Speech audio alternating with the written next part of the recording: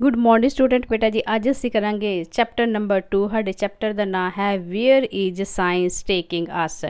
कहने का भाव है कि साइंस सानू कित्थे लै जा रही है। बेटा ये 1 तो लैके 7 तक अं पैराग्राफ कर ले ही, हुण असीं 8 करांगे। ठीक है बेटा। तो ये सारा लैसन जिहड़ा साइंस नाल रिलेटिड है कि साइंस ने मनुखी जीवन विच की प्रभाव पाए ने, की हानियां होईयां ने उहदे नाल।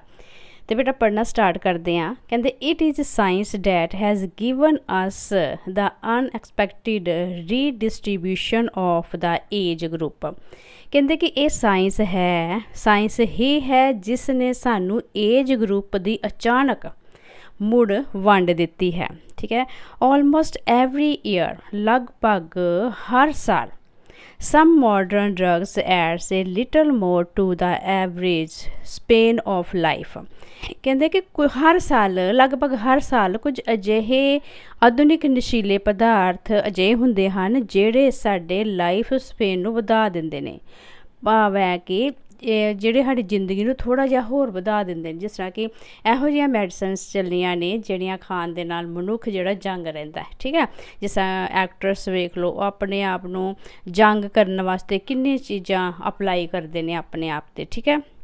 ਉਹ ਸਾਇੰਸ ਦੀ ਹੀ ਡਿਵੈਲਪਮੈਂਟ ਹੈ। ਫਿਰ ਕਹਿੰਦੇ ਅਨਟਿਲ ਦਾ ਅਪਰ ਗਰੁੱਪ ਇਜ਼ ਓਵਰਲੋਡਿਡ। ਕਹਿੰਦੇ ਕਿ ਜਦੋਂ ਤੱਕ ਕਿ ਵੱਡੇ ਸਮੂਹ ਦੀ ਭੀੜ ਨਹੀਂ ਹੁੰਦੀ। इस तरह डिवेलपमेंट की है सर, मतलब उन्हें साइंस ने कि इहो जी दवाइयां जड़ियाँ पैदा कर दित्तियां ने, बना दित्तियां ने कि जिहदे करके साडी जिहड़ी एज है बंदे दी जिंदगी जी थोड़ी वधा दित्ती जाती। तो ये की हो जाता कि वड्डा समूह की भीड़ पैदा हो जाती है। जो एक इंसान है हमेशा जंग ही रहेगा, फिर दूजी पीढ़ी आएगी वो भी जंग रहेगी, तो इत्थे जिहड़ा संसार है उहदे विच गैदरिंग हो जाएगी ना। ठीक है। कहते इन द यूनाइटेड स्टेट, कहते कि ये उदाहरण देने ने, कहते कि संयुक्त राज America which there are already 9 million people over the age of 60। कहते कि संयुक्त राज अमेरिका विच 60 साल तो वध उम्र के 90 लाख लोग पहले ही सन। ठीक है। पहला जो इन्होंने गिनती की, सर्वे किया तो इन्ने पीपल है ही। ठीक है। 60 ईयर एज दे 90 लाख लोग है ही। This talk was delivered around the 1950। ठीक है। ये जेड़ा इस गल का पता किदों लगा ही, ये मतलब 1950 के भाषण के आस पास ये गल कही गई। किहड़ी गल कही गई कि जिहड़ा यूनाइटेड है अमेरिका, उहदे विच 60 साल की उम्र के जिहड़े लोग ने वो हैगे ने 90 लाख। ये गल कही गई ही उस भाषण दे विच। ठीक है। इन 15 ईयर टाइम्स, कहते कि 15 सालां विच this number will reach the astonishing figure of 45 million. कहते कि 15 सालां विच ये संख्या 45 लाख के हैरान करने वाले आंकड़े तक पहुँच गई। फिर कहते who is to keep them. फिर क्वेश्चन ये आता है कि इन्नी संख्या है, इन्नी जनसंख्या, इन्ने आंकड़े वध गए ने जनसंख्या दे, तो इन्हां नूं किस तरह कौन रखेगा, किस तरह मतलब इन्हां दा एडजस्टमेंट किस तरह होएगी। इट विल नीड सम री एडजस्टमेंट। कहते कि इन्हां नूं मतलब रखण वास्ते मुड़ अवस्था की लोड़ पवेगी। ठीक है बेटा।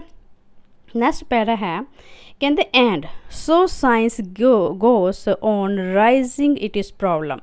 कहते अते इस तरह साइंस अपनियां समस्यावां नूं वधा रही है। मतलब इहो जिहियां डिस्कवरियां करके साइंस की कर रही है, अपनियां जिहड़ियां प्रॉब्लम्स है उन्होंने वधा रही है। Compare with our fundamental question. कहते कि जेकर असी इस दी तुलना अपने बुनियादी सवाल, किहड़ा सवाल है, वट इज़ लाइफ, जीवन की है, इस ना करिए, this problem may seem to be of the less important. कहते ये समस्या घट महत्व वाली लग सकदियां हन, but they are not really so. पर असल विच ये इस तरह नहीं है। ठीक है। नैक्सट पैरा है, what is happening is that science is creating problem faster than they can be solved. कहते कि की होवेगा जदों साइंस जिहड़ी प्रॉब्लम नूं, समस्यावां नूं तेज़ी नाल पैदा करेगी पर उन्हां नूं तेज़ी नाल सॉल्व जां हल नहीं करेगी। ठीक है। की होएगा, ਕਹਿੰਦੇ ਕਿ man is struggling in the sort of vicious circle. Vicious ਮਤਲਬ ਹੁੰਦਾ ਦੁਸ਼ਟ।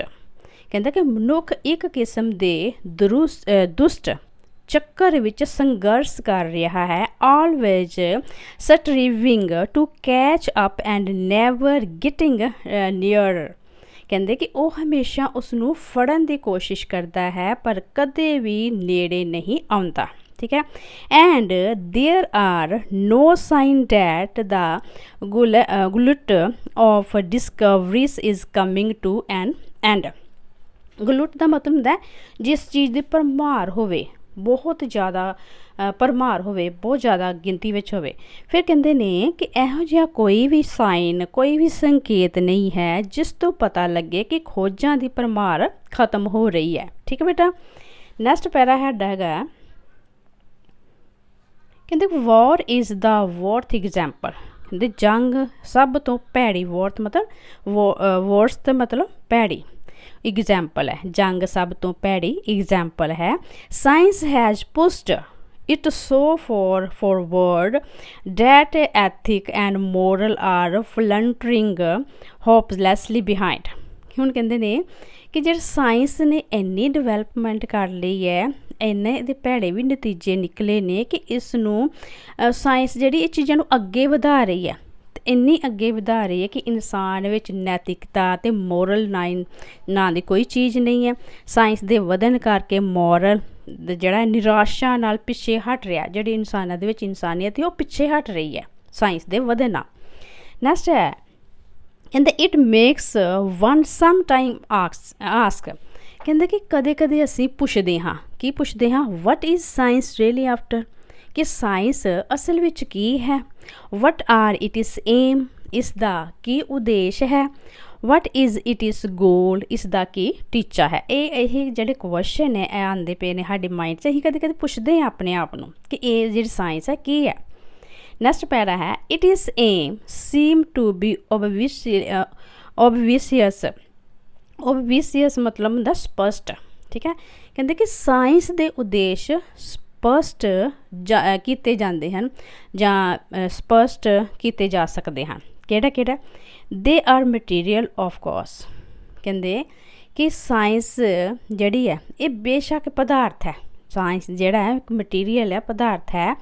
One aim is the complete understanding, indeed the conquest of man's environment, the conquest of everything material, big or small, bringing all power within man's reach। ਫਿਰ ਕਹਿੰਦੇ ਨੇ ਕਿ science ਦਾ ਜਿਹੜਾ ਉਦੇਸ਼ ਇੱਕ ਸਪਸ਼ਟ ਹੋ ਜਾਂਦਾ ਹੈ। ਇਹ ਬੇਸ਼ੱਕ ਕੀ ਪਦਾਰਥ ਹਨ ਅਤੇ ਸਾਇੰਸ ਦਾ ਇੱਕ ਉਦੇਸ਼ ਸਪਸ਼ਟ ਹੋ ਜਾਂਦਾ ਹੈ ਕਿ ਇਸ ਨਾਲ ਮਨੁੱਖ ਨੂੰ ਵਾਤਾਵਰਨ ਦੀ ਪੂਰੀ ਸਮਝ ਆ ਰਹੀ ਹੈ, ਜੋ ਕਿ ਅਸਲ ਵਿੱਚ ਇੱਕ ਕੀ ਹੈ, ਜਿੱਤ। ਠੀਕ ਹੈ। ਅਸਲ ਵਿੱਚ ਕੀ ਹੈ, ਜਿੱਤ। ਚਾਹੇ ਉਹ ਜਿਹੜੀ ਜਿੱਤ ਹੈ ਹਰ ਛੋਟੀ ਜਿਹੀ ਚੀਜ਼ ਦੀ ਹੋਵੇ ਜਾਂ ਵੱਡੀ ਚੀਜ਼ ਦੀ। ਅਤੇ ਇਸ ਤਰ੍ਹਾਂ ਜਿਹੜਾ ਮਨੁੱਖ ਹੈ, ਮਨੁੱਖ ਦੀ ਪਹੁੰਚ ਸਾਰੀਆਂ ਸ਼ਕਤੀਆਂ ਵਿੱਚ ਆਉਂਦੀ ਹੈ। Bringing all power with in men's reach. ਇਸ ਤਰ੍ਹਾਂ ਕੀ ਹੈ, ਇਹ ਮਨੁੱਖ ਦੀ ਪਹੁੰਚ ਵਿੱਚ ਸਾਰੀਆਂ ਸ਼ਕਤੀਆਂ ਆਉਂਦੀਆਂ ਨੇ। ਠੀਕ ਹੈ। ਨੈਕਸਟ ਹੈ, ਕਹਿੰਦੇ the other aim is the understanding of all the mystery that lie within the human body. ਫਿਰ ਕਹਿੰਦੇ ਕਿ ਸਾਇੰਸ ਦਾ ਦੂਜਾ ਉਦੇਸ਼ ਕੀ ਹੈ, ਕਿਹੜਾ ਹੋਣਾ ਚਾਹੀਦਾ। ਸਾਇੰਸ ਦਾ ਦੂਜਾ ਉਦੇਸ਼ ਕੀ ਹੈ, ਕਹਿੰਦੇ ਇਸ ਦਾ ਦੂਜਾ ਉਦੇਸ਼ ਕੀ ਹੈ ਕਿ ਮਨੁੱਖੀ ਸਰੀਰ ਦੇ ਅੰਦਰਲੇ ਸਾਰੇ ਰਹੱਸ ਨੂੰ ਸਮਝਣਾ। ਸਾਡੇ ਸਰੀਰ ਵਿੱਚ ਕੀ ਹੈ, ਇਹਨਾਂ ਚੀਜ਼ਾਂ ਨੂੰ ਸਮਝਣਾ। ਕਿਉਂਕਿ ਸਾਇੰਸ ਜਿਹੜੀ ਹੈ ਮਨੁੱਖ ਦੀ ਬੋਡੀ 'ਤੇ ਸਰਚ ਕਰਦੀ ਹੈ, ਇਹ ਮਨੁੱਖ ਦੇ ਵਿੱਚ ਕੀ ਹੈ, ਉਹਨਾਂ ਨੇ ਦਿਮਾਗ 'ਤੇ ਸਰਚ ਕੀਤੀ, ਅੱਖਾਂ 'ਤੇ ਸਰਚ, ਮਤਲਬ ਸਾਰੀ ਬੋਡੀ 'ਤੇ ਸਰਚ ਕੀਤੀ। ਫਿਰ ਇਹ ਕਿਹੜੀ ਸਰਚ ਹੈ, ਦਾ ਮਟੀਰੀਅਲ ਮਿਸਟਰੀ। ਠੀਕ ਹੈ। The innumerable chemical and physical action that make the body work. ਫਿਰ ਉਹਨੇ ਕੀ ਕੀਤਾ, ਖੋਜ ਕਿਹੜੀ ਕੀਤੀ, ਉਦੇਸ਼ ਕੀ ਹੈ, ਮਨੁੱਖੀ ਬੋਡੀ ਦੀ ਅੰਦਰ ਜਿਹੜੇ ਹੈਗੇ ਨੇ ਰਹੱਸ ਉਹਨਾਂ ਨੂੰ ਖੋਲ੍ਹਣਾ, ਜਿਵੇਂ ਕਿ ਪਦਾਰਥ ਰਹੱਸ, ਅਣਗਿਣਤ ਰਸਾਇਣਿਕ ਅਤੇ ਸਰੀਰਕ ਕਿਰਿਆਵਾਂ ਜੋ ਕਿ ਸਰੀਰ ਵਿੱਚ ਕੰਮ ਕਰਦੀਆਂ ਹਨ। ਠੀਕ ਹੈ ਬੇਟਾ। ਫਿਰ ਹੈਗਾ 15 ਪੈਰਾਗ੍ਰਾਫ। ਕਹਿੰਦੇ ਕਿ if these are the apparent aim of science।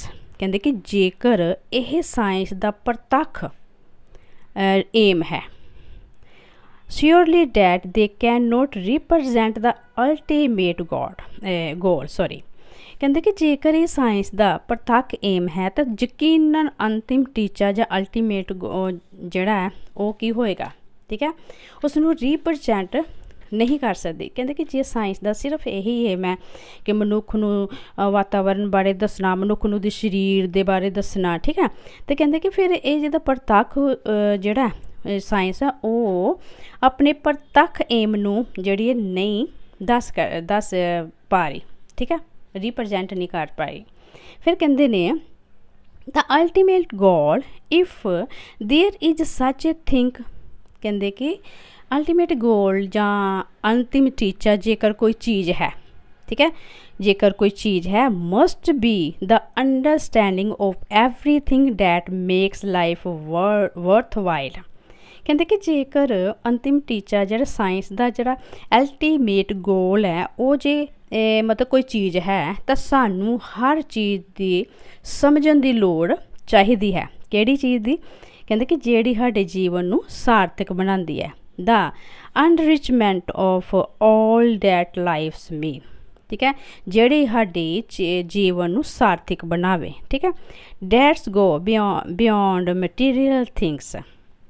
ਕਹਿੰਦੇ ਨੇ ਕਿ ਜੇਕਰ ਅਸੀਂ ਕਹੀਏ ਕਿ ਸਾਇੰਸ ਭੌਤਿਕ ਚੀਜ਼ਾਂ ਤੋਂ ਪਰੇ ਹੈ, ਮਤਲਬ ਪਿੱਛੇ ਹੈ, ਭੌਤਿਕ ਚੀਜ਼ਾਂ ਕੋਈ ਨਹੀਂ ਹੈਗੀਆਂ ਸਾਇੰਸ ਵਿੱਚ, ਫਿਰ ਕੀ ਹੈ? ਕਹਿੰਦੇ for man needs more than food and shelter and clothing and the understanding of what goes on within his stomach, ਠੀਕ ਹੈ।